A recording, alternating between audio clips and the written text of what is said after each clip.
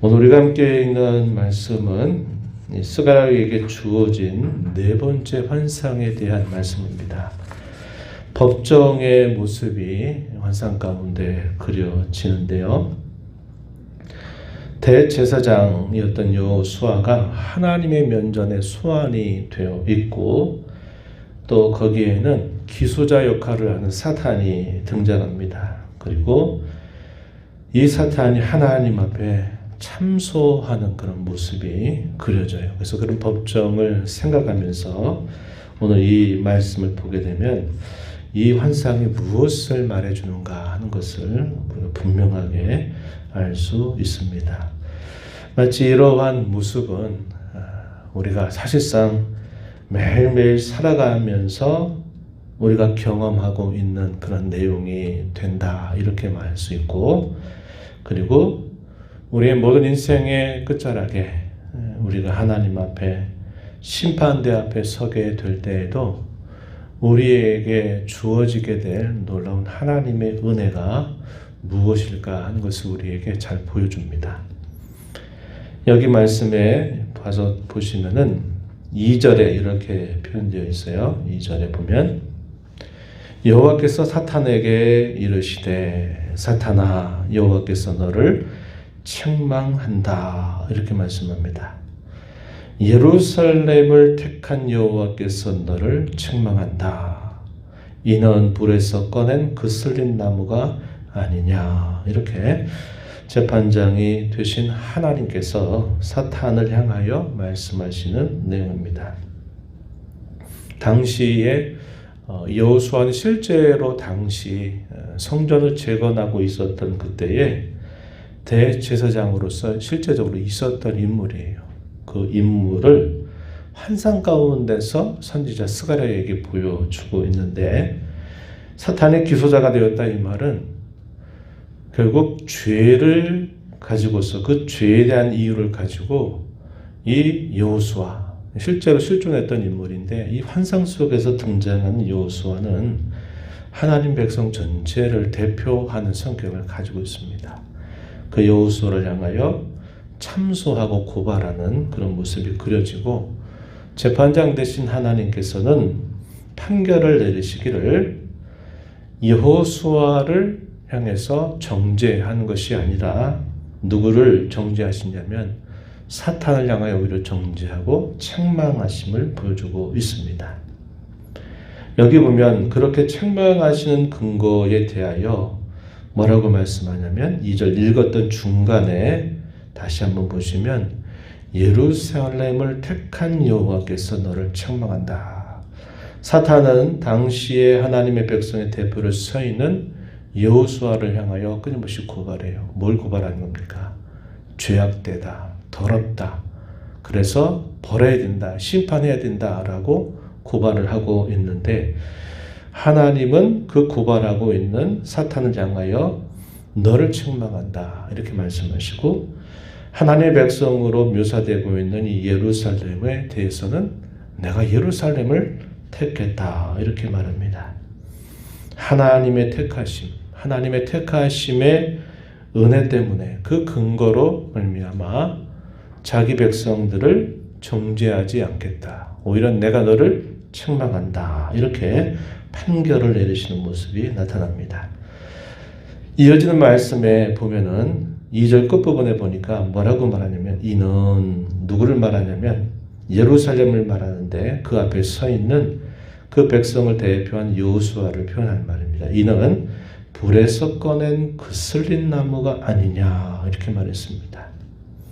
불에서 꺼낸 그슬린 나무, 이 말은 바벨론 포로 생활을 빗대어 하는 말입니다. 그들을 하나님께서 이 바벨론 포로 생활에 두신 것은 그들의 죄에 대하여 하나님이 징계하시는 일이었다는 것을 말해주는 겁니다. 그들이 당한 그 징계는 그 정도로 충분하다라는 것을 말씀하시는 거예요.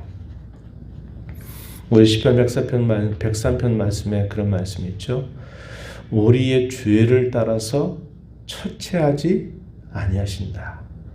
하나님의 인자와 긍휼이 참 크시다 이렇게 말씀하는 겁니다. 자기 백성들이 하나님 앞에 범한 죄는 대단히 많았고 뿌리가 깊었고 끊임이 없었어요. 그러나 하나님이 그 백성들을 벌하시는 정도는 그들이 하나님 앞에 범한 죄에 따라서 그의 동일한 형벌을 하나님이 내리시는 게 아니라 그 백성들을 정화하고 깨끗해 하고 새롭게 하시기 위해서 징계하시는 정도로 그것이 족하다, 이렇게 말씀을 하시는 것입니다.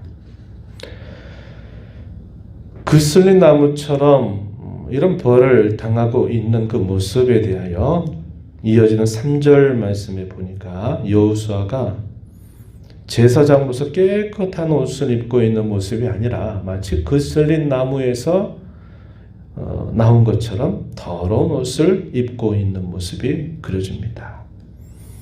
3절 말씀에 여호수아가 더러운 옷을 입고 천사 앞에 서 있다. 여호와 하나님께서 자기 앞에 선 자들에게 명령을 내립니다. 어떤 명령을 내리냐면 저 더러운 옷을 벗기고 저에게 아름다운 옷을 입혀 주어라, 이런 명령을 내려주셔요. 4절 말씀에 그 더러운 옷을 벗기라 하시고 또 여호수아에게 이르시되 내가 내 죄악을 제거하여 보냈으니 내게 아름다운 옷을 입히리라, 이렇게 판결을 내리시고 계신 것입니다. 죄악을 제거하여 버렸다. 이것은 여호수아 당시의 그 백성들의 모습은 죄가 없는 자가 아니라는 거예요. 그러나 하나님의 판결을 내리실 때는 내가 내 죄를 다 이제 제거했다. 내 죄값을 다 내가 갚았으니 내게 아름다운 옷을 입혀 주겠다, 이렇게 말씀하는 겁니다. 우리 이걸 두고 전문적인 용어로 뭐라고 말하느냐? 칭의라고 말하는 거예요. 하나님의 법정 앞에서 실제적으로는 죄인인데 더 이상 죄가 없다라고 법정에서 선언해 주는 것을 표현하고 있는 말씀이에요. 그러면서 그에게 이스가랴 선지자가 그 광경을 보면서 뭐라고 말하면 5절에 보니까 정결한 관을 그의 머리에 씌우소서, 이렇게 말합니다. 무슨 말입니까? 그가 대제사장으로서의 이제 직무를 회복하게 해달라는 거죠. 옷을 제사장 옷으로 바꿔 입게 하고 그의 머리에 여호와께 성결이라고 써있는 이 제사장의 관을 그 머리에 씌워달라라고 말하는 것은 그가 이제 제사장으로서의 직무를 감당하게 해달라라는 그런 요구가 됩니다. 그래서 그 요구에 따라서 정결한 관을 그 머리에 씌우고 제사장의 옷을 입혀주는 모습이 그려집니다. 5절에 이렇게 표현이 돼요. 그러면서 여호와의 천사가 이 여호수아를 향해서 하는 말씀이 주어지는데 7절 말씀에 보시면은 만군의 여호와의 말씀에 내가 만일 내 도를 행하며 내 규례를 지키면 내가 내 집을 다스릴 것이다. 내 뜰을 지킬 것이다. 내가 또 너로 여기 섰는 자들 가운데 왕래하게 할 것이다.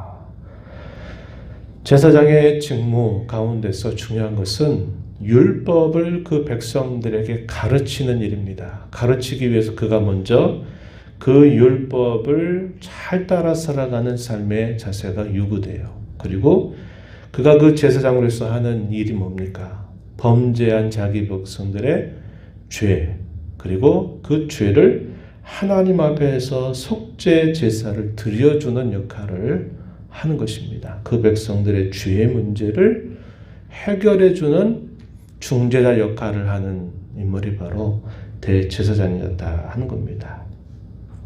그러면서 그 역할을 회복하시는 것에 대하여 말씀을 해주세요. 그러면서 8절에 한번 보면 8절 끝에 보니까 내가 내 종 싹을 나게 하리라. 내 종 싹을 나게 하리라. 이 표현은 구약에서 자주 표현되는 말이에요. 싹.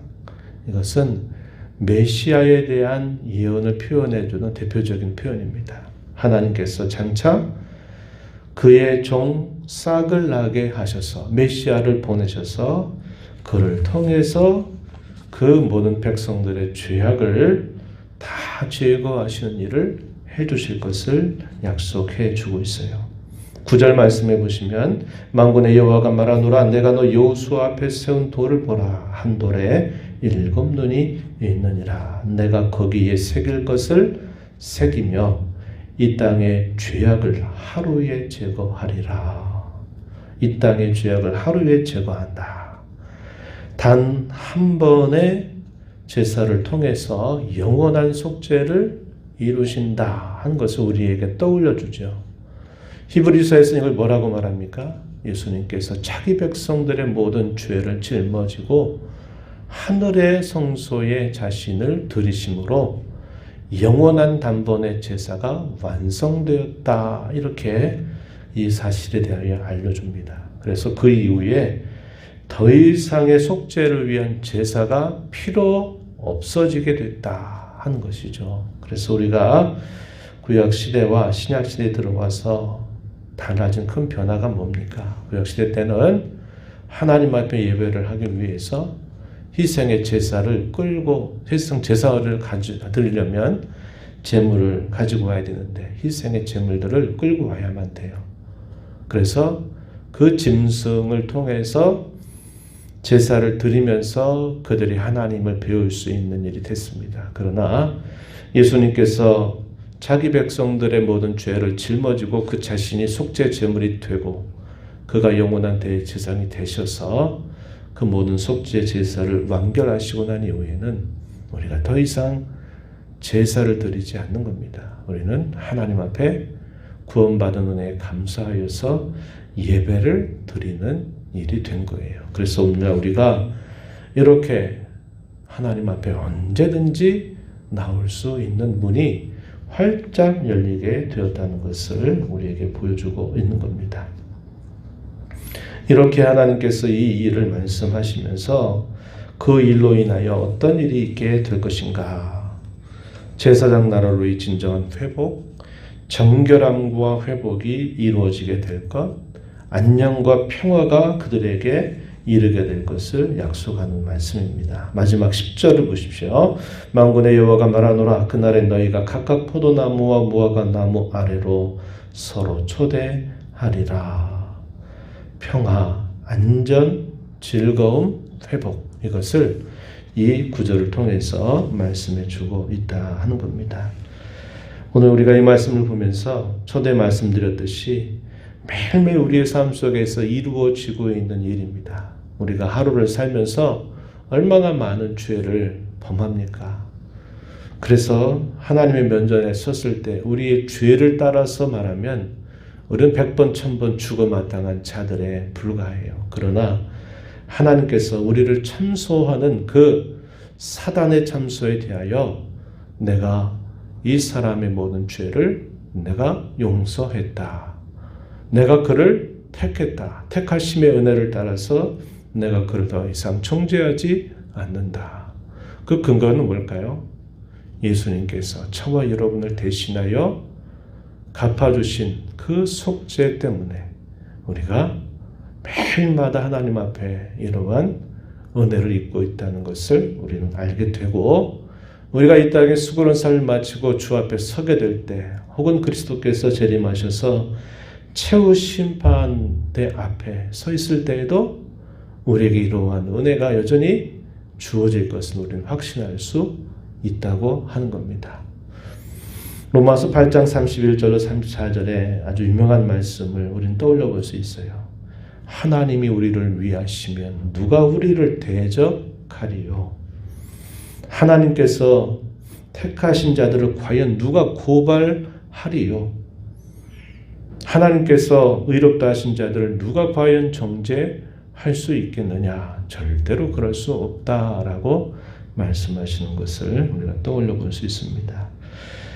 우리를 위한 영원한 제물이 되셔서 영원한 제사를 완성해 주신 예수님의 대속의 공로로 저와 여러분의 모든 죄가 용서받은 자가 된 것에 대하여 우리는 깊은 감사를 하나님 앞에 올려드려야 합니다. 더러워졌던 대제사장의 옷을 갈아입히고 또 대제사장의 관을 그에게 씌워 주어서 그로 하여금 제사장의 직무를 감당하게 하셨던 것은 오늘 우리에게 우리가 이 땅에 사는 동안 왕같은 제사장으로서 살아야 될 것을 우리에게 보여주는 겁니다. 저와 여러분을 통해서 화해를 이루고 화목을 이루어가는 직책을 감당토록 하시는 거예요. 믿지 않는 우리의 가족이나 믿지 않는 우리 이웃이나 사람들에게 복음을 전해서 그들이 예수 그리스도와 진정한 화목을 이루도록 하고, 성도와 성도 사이에 우리가 화목의 직책을 잘 감당해서 그리스도와 화해하여 그들이 복된 삶을 살아가는 일에 우리가 역할과 본분을 감당하면서 하루하루를 살아가야 될 것을 가르쳐 줍니다. 주께로부터 부름받은 저와 여러분, 주께로부터 세움받은 우리의 교회가 이 사명을 기쁜 마음으로 잘 감당해가는 그런 교회, 그런 성도가 되도록 간절하게 기도하시며 또 이 하루 이 한 주간을 힘써 살아가게 되기를 진심으로 바랍니다. 하나님 아버지 감사합니다. 이 새벽 시간에도 저희들을 깨워주셔서 오늘도 하나님 앞에 나와 은혜를 구하며 또 하나님의 또 사랑을 다시 한번 확인하는 귀한 시간 허락해 주셔서 감사합니다. 저희가 범하는 죄와 허물을 따라서 저희를 처치하신다면 그거는 누구도 하나님 앞에 살 수 있는 자가 없습니다. 그러나 저희들을 위하여 저희들을 대신하여 예수님께서 저희 모든 죄값을 다 갚아주심으로 말미암아 하나님 앞에서 죄가 없다, 저희들에게 용서하신 하나님의 귀한 사랑을 다시 한번 확인합니다. 이 말씀은 오늘도 내일도 계속되는 일일 뿐만 아니라 최후의 심판대 앞에 서게 될 그날에도 하나님께서 이렇게 저희들에게 은혜 베푸실 것을 저희로 확신하게 해주십니다. 이런 확신 가지고 하루를 살게 하신 은혜를 늘 감사하고 기뻐하면서 이 땅에 사는 동안 왕같은 제사장의 직분을 잘 감당하여서 화목케 하는 직책, 화목을 이루어가는 직책, 화평케 하는 자로서 살아가는 저희의 교회와 저희의 성도들이 되도록 주께서 인도하여 주옵소서. 너네 보좌 앞에 나와서 아버지 은혜를 구하는 모든 심령들의 간구를 기울여 주시며 응답하여 주시길 바라며 예수님 이름으로 기도하옵나이다. 아멘.